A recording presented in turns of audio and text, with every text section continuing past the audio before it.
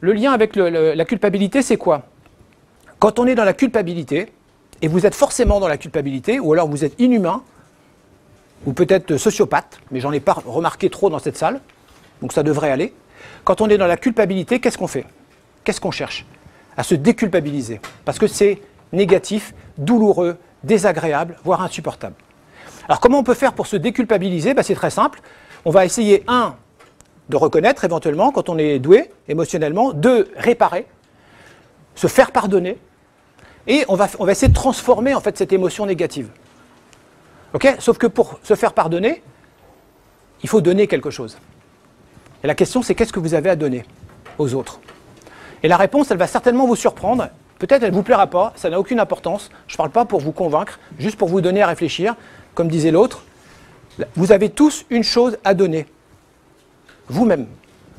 Ou plus exactement, votre don.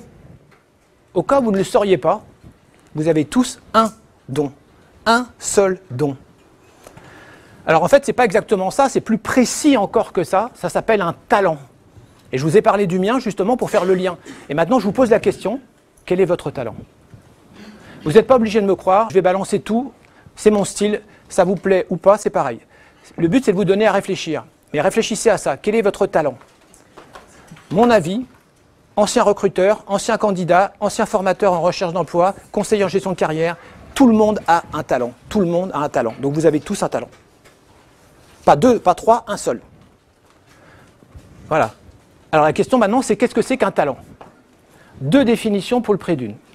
Première définition du talent, Madeleine Barrault, c'est ce que vous faites sans jamais l'avoir appris. C'est génial, non? Ce que vous faites depuis toujours, sans jamais l'avoir appris. C'est ça votre talent. Donc votre talent, déjà, mauvaise nouvelle, il n'est pas dans votre CV.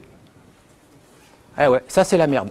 Ou plus exactement, il n'est pas dans le CV officiel, c'est-à-dire dans la rubrique formation, expérience, voire compétences. Ce n'est pas forcément vrai à 100% ce que je dis, il y en a qui l'ont identifié, mais il n'y en a pas beaucoup.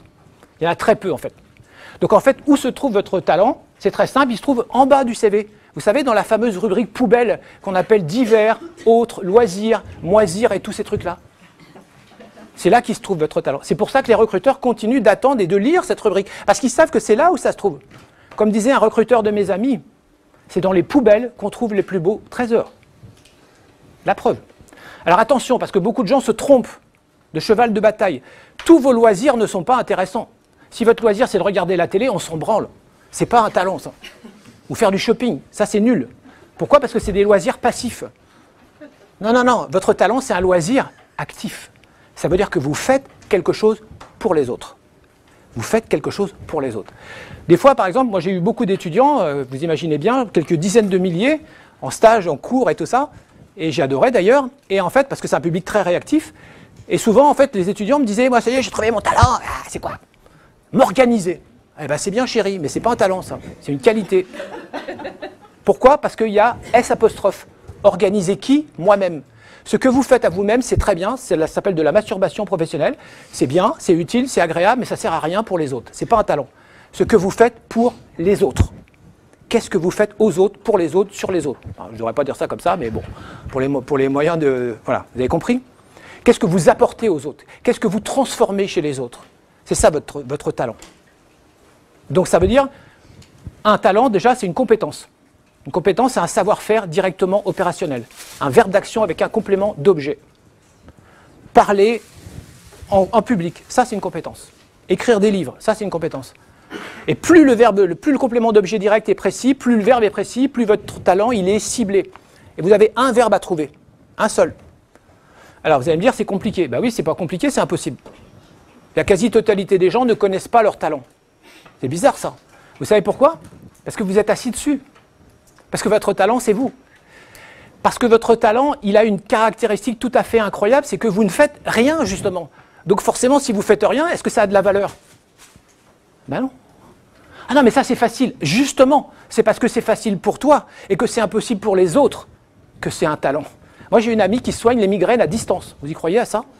Je suis migraineux. Elle me soigne mes migraines à distance. Et je lui dis, mais tu fais comment? Je ne sais pas. Elle fait rien. Ah oui, d'accord, mais quand même, moi, ça me fait une différence quand même. Qu'est-ce que vous faites sans rien faire? Le talent, c'est quand vous faites rien et qu'il se passe quelque chose. réel, concret, visible, une transformation. C'est ça votre talent. Donc votre mission, si vous l'acceptez, à partir de maintenant, les étudiants, les profs aussi, c'est d'identifier votre talent. Première étape.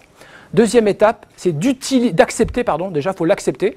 Parce que j'ai découvert aussi que la plupart des gens, en fait, des fois, moi j'aime bien découvrir les talents des gens. En général, il me faut un repas pour ça, ou une consultation, mais c'est plus cher. Et donc le but du jeu, c'est de jouer un peu à deviner.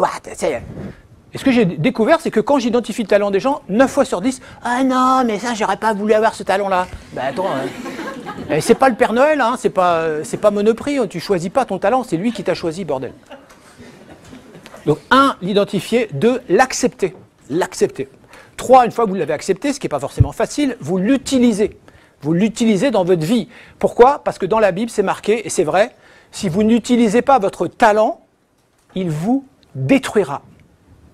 Voilà, je viens de recevoir un mail d'une personne qui a été envoyée à une amie, en fait, et qui est aussi migraineuse, décidément, c'est un club, 10% de l'humanité, et elle fait des trucs, des céphalées, des trucs de folie, et en même temps, elle dit « Ah, c'est bizarre, j'ai un talent, mais j'ose pas l'utiliser. » Ah bah tiens, devine, c'est quoi le lien? Donc c'est ça votre mission, c'est d'identifier votre talent. Qu'est-ce que vous faites de mieux?